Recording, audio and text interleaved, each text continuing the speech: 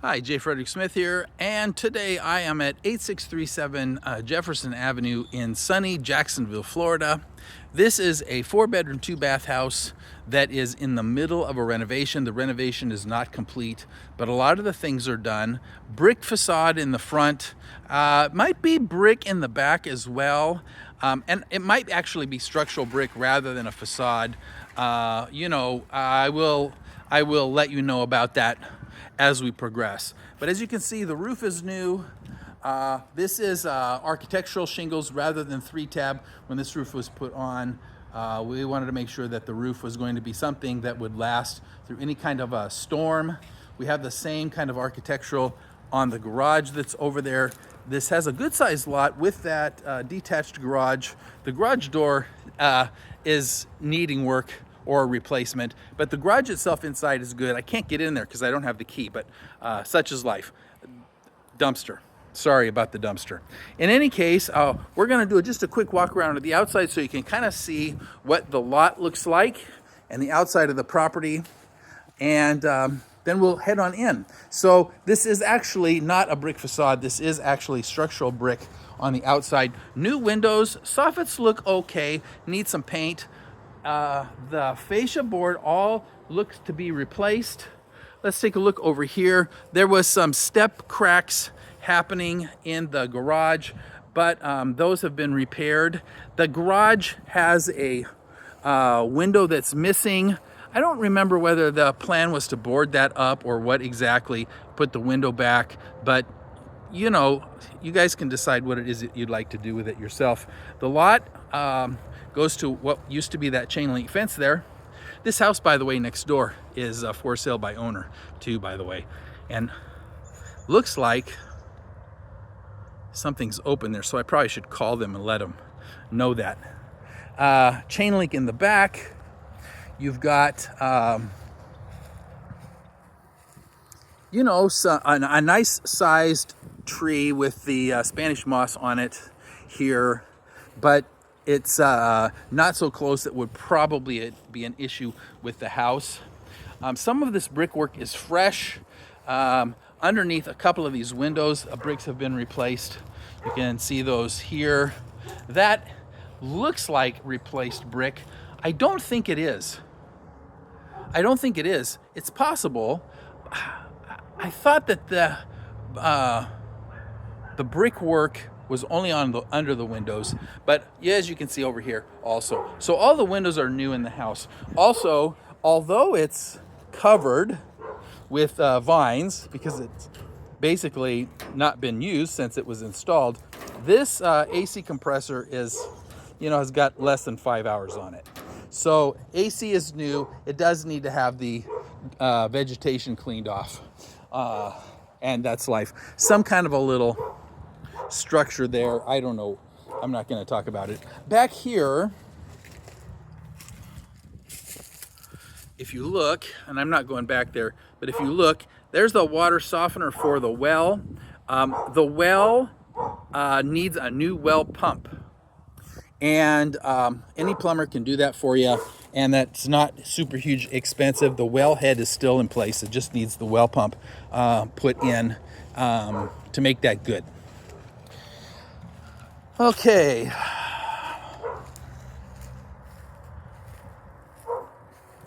So we're gonna head into the inside of the house. I think what happened here is that when they started the work, I asked them to find any cracks and then just go ahead and get the stair step. Any cracks at all, take care of those. And I think maybe that's what they did, but they didn't do a beautiful job on this. What I will say about that, though, is that any cracking under the window like this, you'll notice that it's in this shape. That is not indicative of a problem underneath. But the bricks, although this is a structural wall, they're not foundational. Does that make sense? And I can tell you that because of my advanced experience and knowledge of the foundation of this particular house. And we're going to get to that in a couple of minutes. Okay, so there is a pull down access to the attic up above there. somebody got up there and knocked their foot through, I believe, but we got it patched. And it's wired for lights. Used to be ceiling fans up there, but they didn't really work like they're supposed to. The wood part of the siding here, the wood siding, is not a T111 product, although it kind of looks like it. It is something else. I've not seen this particular wood product for siding before, but it is wood siding. It's only in the carport, which, by the way, you could enclose this and make it more living space or a garage if that's what you wanted to do. You know, I wasn't really in the mood to do that, but you could. Now, this is the main door, by the way, to get in. So in the garage, this is the main door. There is this other side door here that goes into what I would call mother-in-law quarters. But if you look at the front, you know, that's it.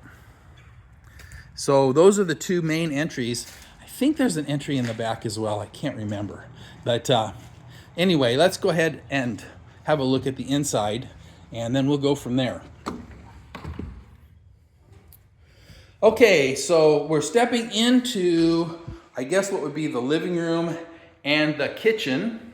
The kitchen is laid out in such a way that this side here is the wet wall with the plumbing coming out right here, the GCFI outlets, GFCI outlets here, refrigerator and whatnot over here, range. This is the power for the range, and the refrigerator, I guess, is in this back corner because that looks like the connector for the ice machine. And this is a line for the range hood. So all the lines are pulled. The openings for the can lights are all in place. So you can do all of that stuff. This is the dining room, but you know, it's a dining room only because the old chandelier is here. It's just a large space. I would almost say that really back there should be the dining room and this should be the living room because it is such a nice sized space here, kind of right in the middle of the house. I'm not going to talk a whole lot about this because, as you can see, all the sheetrock is done. The outlets are in or wired in. The windows are all done. The lights need to be replaced. I mean, you're not going to want to leave that in here. The ceilings in this house are lower than what I like, but you know, that's not necessarily a problem. Okay, so here's what was going to be a mother-in-law quarters, and it still could be because it has its own entrance, sits in the front of the house. So one large bedroom with a big closet. This closet is maybe 9 feet by 32 inches. So nice sized closet, big room with its own private entrance, which is one of the things that I like about this. Now, this is also wired for can lights or flush mount LEDs, 4 of them, because you know that's the right number. And so you know you could do that a lot of different ways. All right, let's get into the hallway here and hit what would be the master bedroom, also in the front, opposite the one we just looked at. There is 2 closets here. There's one on this side that's a similar closet to the one that's in the front room, about the same size. And then there's a second smaller closet against this wall where, you know, we've got some brooms and some small amount of construction materials still in here. I gotta get this stuff out, but anyway, it's here. And then back here is where the master bath is. And as you can see, all the plumbing is pulled, the floors, subfloors in, the walls are ready to go. This has not had sheetrock because we were gonna put hardy board up there and then just tile that tub surround or the shower surround rather than you know, putting in any kind of a fiberglass thing. We were going to do tile. And the tile, if you do that, it's just better to use the fiber cement board. And so we left that sheetrock off so that we could do that. That's the reason, just so you know. All right, so that is, and there's lots of outlets, by the way. There's lots of power, just so you know. Lots of light in this room because it's got two good-sized windows, one that looks out the front, one that looks out the side. Okay, so down the hall here, and by the way, I want you to know that these floors are really, really flat compared to what they were when this house renovation was started. The floors were like, you know, the ocean, rough ocean waves before, and now they're really quite good. So bedroom number 3, maybe 16 or 15 or so by 15 or 16 or so. Nice window, place for a light. The closet is, well, you know, it's about 36 by 36 is what it is. And there is a bar and a shelf, although the shelf is a little higher than I like. It's what it is. Not much can be done about it at this point. What the heck? Oh, I see this for a light. Okay. And I'm not sure what some of this stuff is, like what is wrapped in the plastic. We've got the window screens here in this closet. Most of the screens are not currently on the windows. Cut-ins for lights in the hallway. The furnace is brand new. Same thing as before. You know, it's 2 years old, but it's got maybe 5 hours of use on it. That's what that is. Okay, that's the thermostat.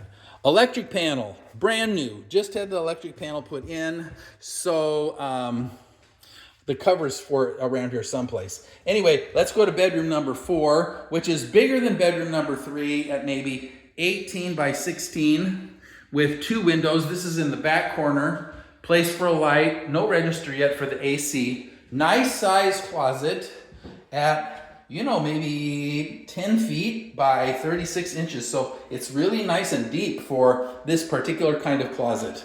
All the walls, as you can see, are up and have been taped and mudded. So mostly the finish on them is really good. Maybe a little sanding left still. There's some places. But it's mostly done. Ceiling texture is the stupid texture, but that's because that's mostly original.